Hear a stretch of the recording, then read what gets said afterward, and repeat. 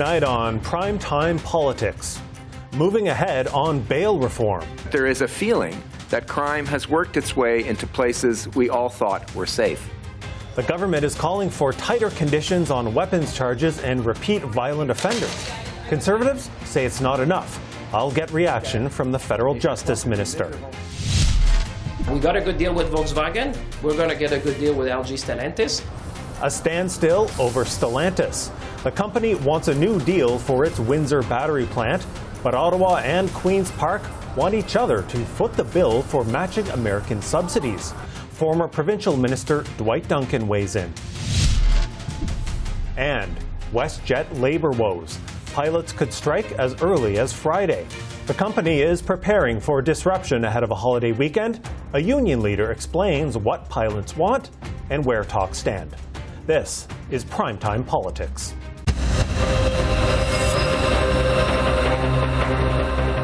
Hello, I'm Andrew Thomson in for Michael Serapio tonight. The government's bail reform plan is now before Parliament. Bill C-48 would expand the list of when an accused person has to argue why they shouldn't be kept in custody. That burden of proof would apply to more offences involving firearms and dangerous weapons, to intimate partner violence and repeat violent offenders. Judges will also have to consider previous violent convictions and community safety. Provinces and police have sought changes to Canada's bail system in recent months, so has the official opposition. But Conservatives say this bill is not enough. A common-sense Conservative government will reverse Trudeau's catch and release. We will bring in laws that require repeat violent offenders who are newly arrested for violence to stay behind bars, with jail, not bail, until their trial is done and their sentence is complete. We'll also get rid of Trudeau's catch and release parole policy and get rid of house arrest for repeat violent offenders. These are common sense answers that will bring home safety to our streets. Well, let's talk about Bill C-48 with David Lametti, Canada's Minister of Justice and Attorney General. Minister, good to have you here. Pleasure to be here. Now, C-48 comes 4 years after Bill C-75. That was another set of major reforms your government made to the bail system. Is this new bill an admission from your government that those previous reforms have gone too far?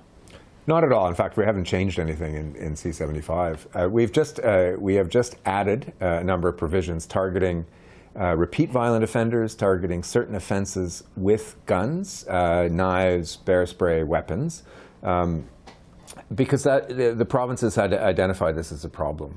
Way back in October, first identified at a federal provincial territorial ministers meeting by British Columbia.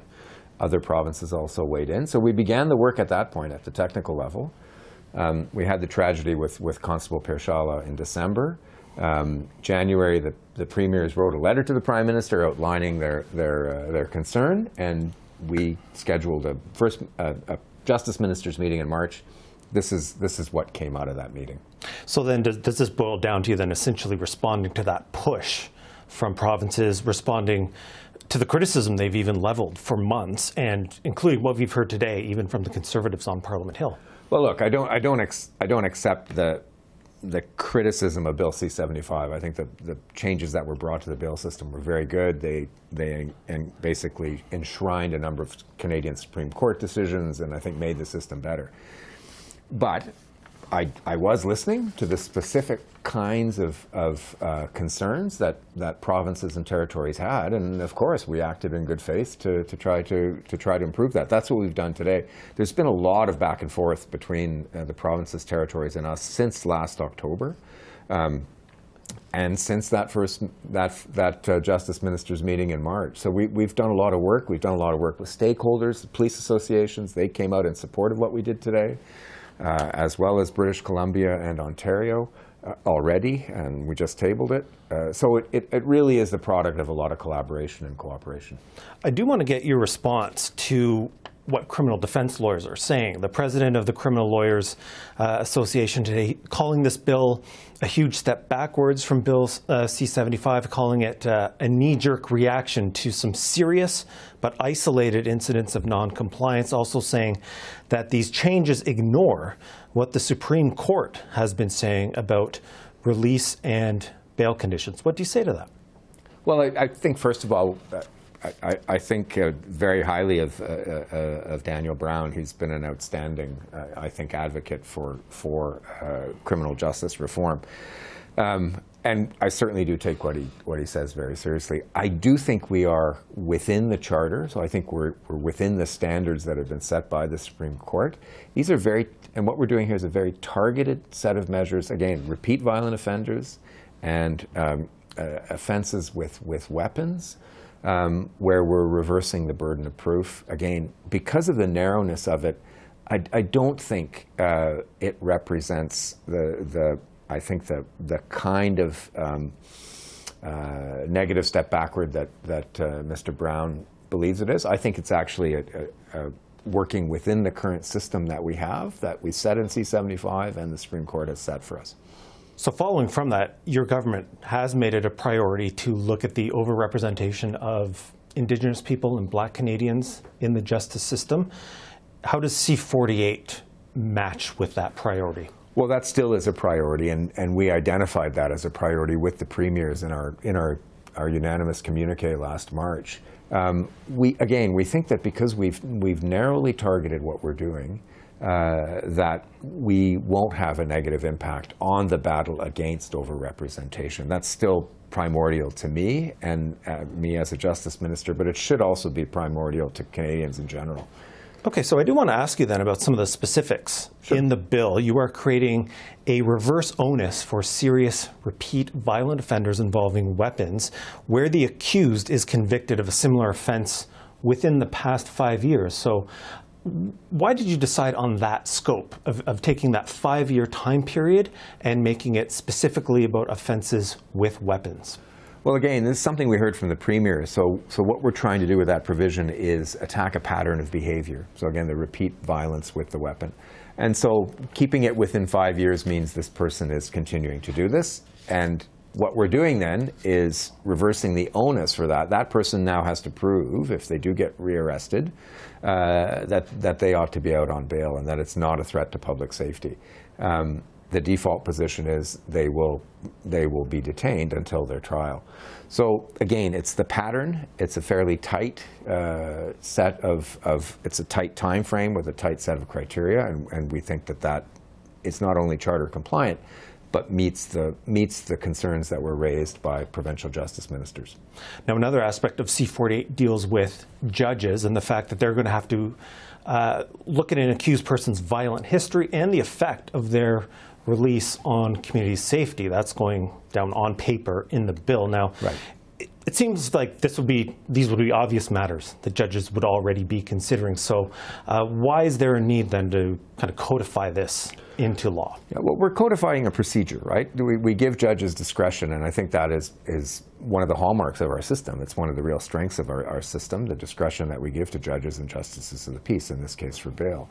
What we're doing is structuring their discretion by asking them to think through a couple of different steps. And a number of them would have done this already. But we have had cases. Again, there was a case of an offender in the Yukon who was supposed to be returned to the Windsor Nation and Indigenous Nation, and they were afraid. They hadn't been consulted. They felt they should have been consulted. So what we're trying to do is at least ask judges to take into consideration those kinds of concerns. Many of them were already. But in cases where they weren't, we're hoping to structure their discretion so that they will at least ask the questions. We're not telling them how to decide, but we are asking them to think through a certain set of issues. Okay, I want to finish with you on this because twice in the preamble of this bill, you talk about the need for people to have confidence in the administration of justice. As you mentioned, a lot of this push for bail reform came after the killing of OPP officer Greg Pierschala. There have been a number of other violent incidents making headlines. What is your message to Canadians who perhaps aren't feeling all that confident in their justice system? Well, I think that fundamentally our justice system is a very good one. I think it, frankly, is the best one in the world. I haven't seen one that's better, and I've been in the law all my life. That being said, we understand that there are fears and there are concerns, and we're trying to address those fears and concerns in a reasoned and rational way. I don't believe you can boil criminal justice down to a slogan. I don't believe you can boil bail reform down to a slogan, as frankly the opposition does. That leads us nowhere. It leaves us empty, quite frankly. So what we're doing by listening to people, by listening to experts, police officers who've supported this bill, by working with our counterparts in the provinces, by working with other stakeholders, including ones who disagree with us, we are trying to come up with a balanced piece of legislation. I think in that sense they can have a great deal of confidence in the system that where there's a perceived gap, we're fixing it. Okay, we have to leave it there. Justice Minister David Lametti, I want to thank you for your time tonight. Thank you. The Prime Minister is in South Korea ahead of this weekend's G7 summit in Japan. Justin Trudeau will address the National Assembly and meet South Korea's president. Security is on the agenda. So is the economic relationship. And those talks come with Stellantis halting construction of its EV battery plant in Windsor, Ontario. That plant is a joint venture with South Korea's LG Energy Solution. And the industry minister hopes for some face-to-face time in Seoul with LG's CEO. François-Philippe Champagne says he's confident of a deal to match U.S. subsidies, but is repeating the federal government's call for Ontario to offer more. We want to reach a deal which would be good for the auto workers, for the industry, and for Canadians. And now we're saying to our provincial friends in Ontario, be with us as you have always done and as we have always done together to make sure that we provide the good jobs, the opportunities, because these plants are there for probably 50 to 100 years. So there's going to be a lot of economic benefits to the people in Ontario. And that's why we think it's only fair in the Federation that the province would pay their fair share when it comes to these strategic investments. Well, let's take a closer look now with Dwight Duncan, a former Ontario Deputy Premier and Finance Minister in the McGuinty Liberal government. He also knows Windsor very well, and that's where he's joining me from. Mr. Duncan, good to see you. Good to see you, Andrew. You know, you dealt with big automakers as a minister, and right now we have Stellantis saying the federal government has not delivered what was agreed to, that the company is looking at contingency plans that presumably don't include Windsor. What do you make of what we're hearing from Stellantis right now?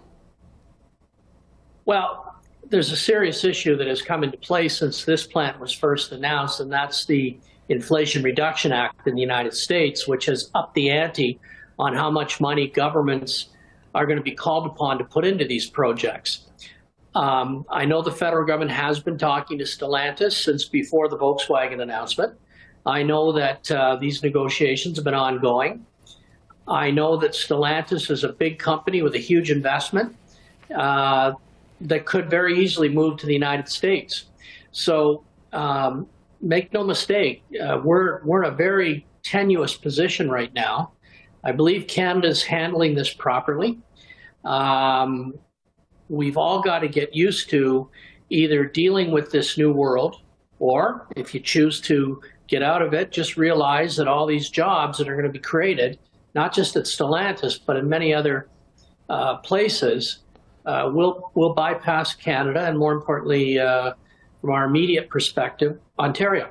So do you think this is the new normal then, that Canadian governments are going to have to be dealing with at various levels in dealing with these large production subsidies coming from the Biden administration, as long as that Inflation Reduction Act remains in place? Absolutely. And again, you know, listen, this is a lot of money. There's no question. But I'll remind you, back 12 years ago, we put not quite this much, but between the federal government and Ontario, we put a heck of a lot of money into both General Motors and Chrysler to keep those companies afloat. And so with this change, you know, I was frankly surprised that the provincial government only put $500 million into the Volkswagen plant in St. Thomas. They're going to have to come to the table the way Ontario always has. You know, $500 million out of, you know, say it's somewhere between 9 and 11 billion for argument's sake. Now, that's not nearly as close as the typical Ontario contribution has been by both Conservative and Liberal governments and NDP governments in this province in the past.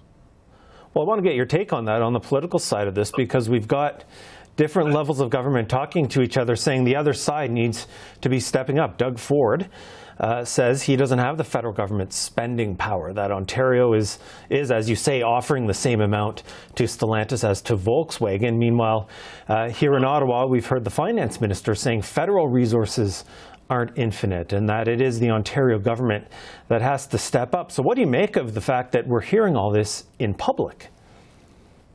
Well, this is what happens when a government tries to take credit for something and doesn't put enough money in. I mean, the situation in Ontario has always been that the provincial government has stepped up much more than the Ford government is. If they want to preserve this investment in Windsor, they ought to come back to the table. In my experience, we put, I think it was $9 billion federal, $5 billion provincial into the Chrysler and General Motors bailouts back in 08, 09.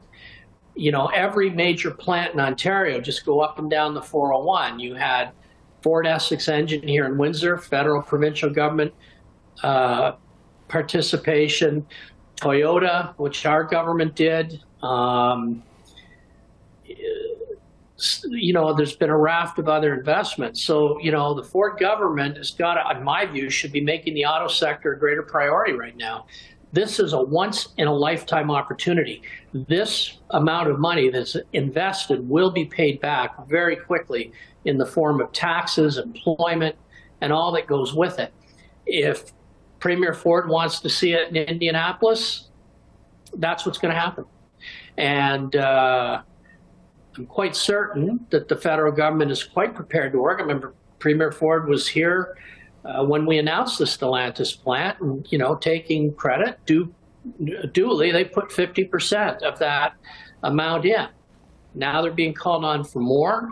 I was astounded at how little they put into the Volkswagen plant, and this is certainly his province that I represented as well.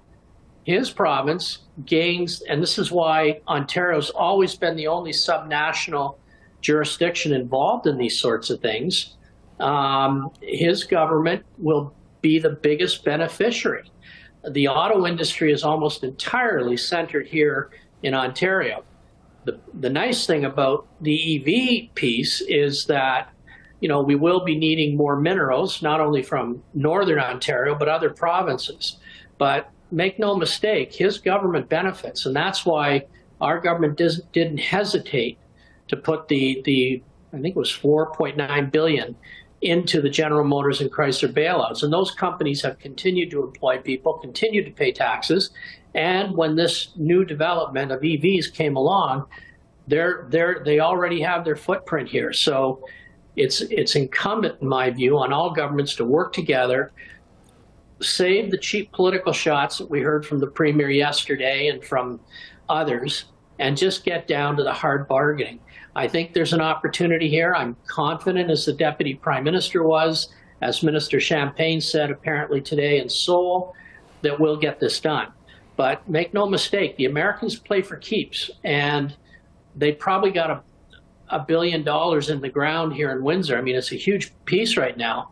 But if they get $11 billion from the U.S., they'll just walk away. And I think everyone needs to take that seriously. And I suspect, too, Stellantis has been, I shouldn't say I suspect, Stellantis has been talking to the federal government since prior to the Volkswagen announcement, as I understand it. And those talks have been ongoing. I have a feeling they're getting impatient. Believe me, I remember dealing with Chrysler when they were in no position to play hardball, saying to me, if you folks don't come to the table, we'll take all of our production in Ontario. At that time, it was Brampton and Windsor, and we'll move it to St. Louis. All right, and it was that stark.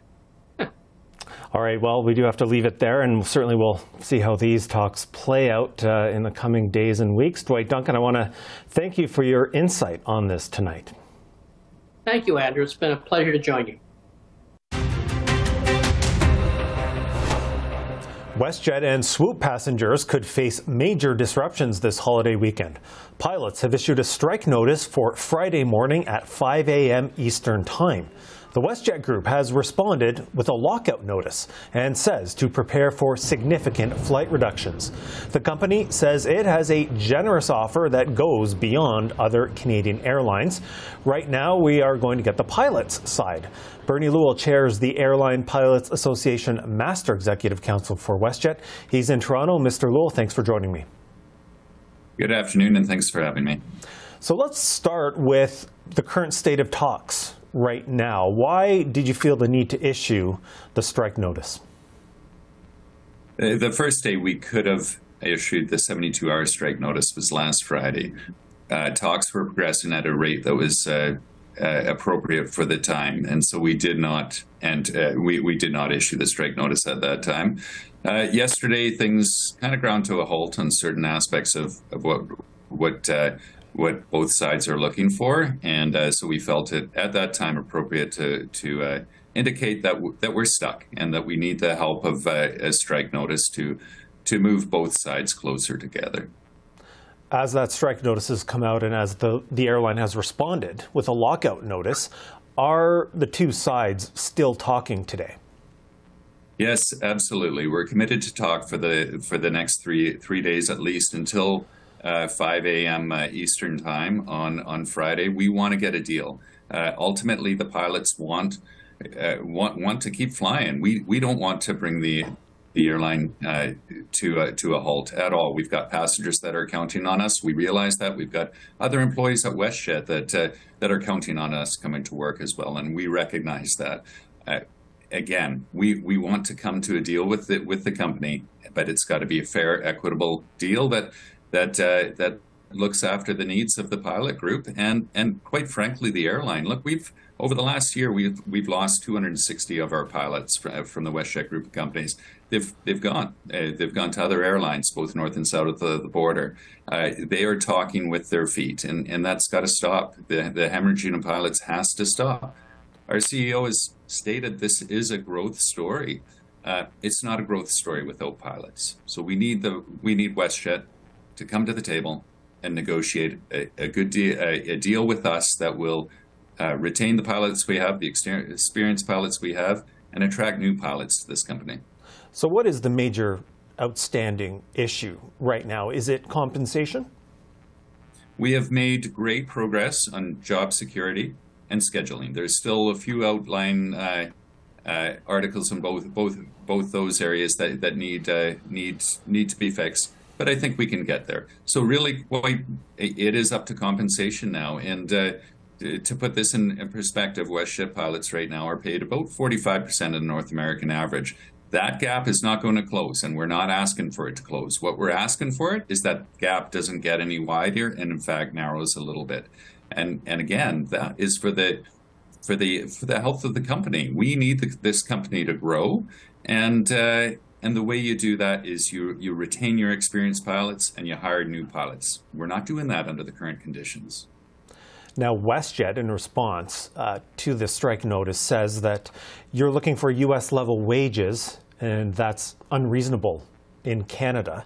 The airline says its pilots are among the best paid in Canada, but if they were to give you a contract on par with U.S. pilots groups, this would be financially unworkable. It would put the company's future at risk. What's your response? Well, it's a frustrating statement for WestJet to make, because they know what we're asking, and it is not Delta wages. It is not American wages. It is narrowing the gap between us and the American airlines, but we are not asking for U.S. wages. So I find it frustrating that they're coming out and spreading that misinformation. Now, Canadians saw the major disruption to air travel over the Christmas and New Year period. We're coming up on a long weekend here in May. WestJet is Canada's second largest airline. So if you and your colleagues do decide to go on strike, what is that going to look like for passengers? Ultimately, again, I have to reiterate, the pilots do not want to strike. We want a deal that will keep pilots in Canada. and not chase them away to, well, keep pilots at WestJet, not chase them away to other airlines in Canada or down to the States. If we feel at 5 a.m. Eastern Time on Friday it is necessary to enact the work action, the aircraft that are in the skies will land at their destination.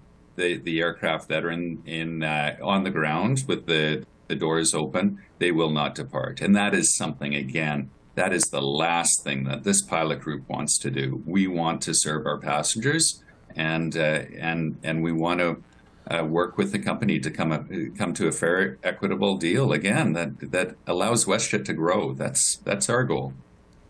So finally then, if Canadians who have flights this weekend on WestJet or Swoop are looking at all this, feeling uncertain, worried about their plans, what's your message to them as you continue these talks? Again, I will reiterate that my message to them is we're going to try as hard as we can to come to a deal and prevent you from being displaced from where you want to go. That being said, I'm not sure what the company's reaction will be, so they might want to call the company and find out what their alternatives are or what their methods of compensation are. Okay, we'll have to leave it there. Bernie Lewall, I want to thank you for your time tonight. Thank you very much. Finally tonight, a parliamentary probe is underway into China's alleged intimidation of MPs. That includes Conservative Michael Chong, who brought forward the privilege motion, and earlier tonight was the first witness at the Procedure Committee. Chong wants the House to formally censure the Chinese official expelled from Canada last week, and he wants the Speaker and MPs better informed about foreign interference threats. Western democracies will continue to come under increased threat from foreign interference by authoritarian states. Foreign governments like the PRC and the Russian Federation will not stop trying to coercively influence our institutions to bend our actions to their interests. To think otherwise is naive. An urgent whole-of-government approach is needed for this serious long-term threat. A national security review is long overdue, and I recommend the government undertake one as soon as possible. The review must go beyond the Prime Minister and our intelligence agencies. It must involve, as an equal partner, Parliament, as the institution which is the beating heart of our democracy. The government needs to act. To not act is to make our democracy needlessly more vulnerable to the threat of foreign interference. I am confident that MPs can rise to the challenge. Let's learn from our democratic allies. Let's act now to deter future foreign interference in our democracy. And that is our program for this Tuesday evening. I'm Andrew Thomson, and for everyone here at CPAC, thanks for watching. We'll see you next time.